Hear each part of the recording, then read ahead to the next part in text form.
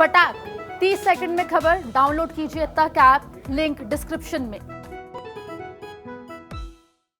मध्य प्रदेश में टल जाएंगे पंचायत चुनाव, इसके आसार अब साफ तौर पर नजर आने लगे हैं। आसार इसलिए नजर आने लगे हैं क्योंकि प्रदेश के गृह मंत्री डॉक्टर नरोत्तम मिश्रा ने पंचायत चुनाव को लेकर दिया है बड़ा बयान।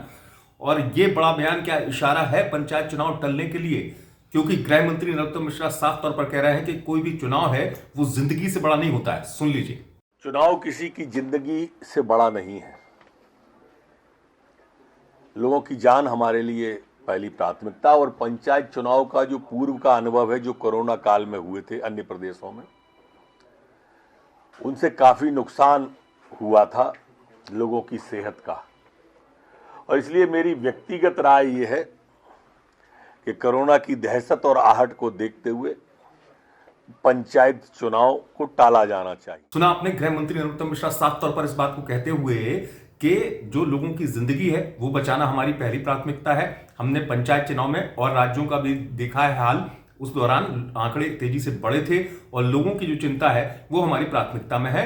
मुख्यमंत्री से भी वो बात करेंगे व्यक्तिगत तौर पर। हालांकि नरोत्तम मिश्रा कह रहे हैं कि ये उनकी व्यक्तिगत राय है, लेकिन प्रदेश के गृह मंत्री की तरफ से ये बड़ा बयान आना एक साफ तौर पर इशारा है पंचायत चुनाव को लेकर। समझा जा सकता है कि प्रदेश के वरिष्ठ और गृह मंत्री हैं नरोत्तम मिश्रा, अगर वो इस बात को कह रहे हैं कि चुनाव पहले जरूरी नहीं है। अब इसको आप ऐसे भी समझिए कि पंचायत चुनाव पर तो असमंजस पहले से स्थिति में है, क्योंकि इस तरीके से स्थितियां बन रही हैं।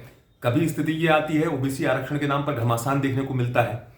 एक तरफ आयोग कहता है पहले कि परिणाम जो है वो घोषित नहीं किए जाएंगे, उसके बाद विधानसभा में संकल्प भी पारित होता है सरकार की तरफ से कि जो ओबीसी आरक्षण है उसके बगैर चुनाव प्रक्रिया नहीं कराई जाएगी।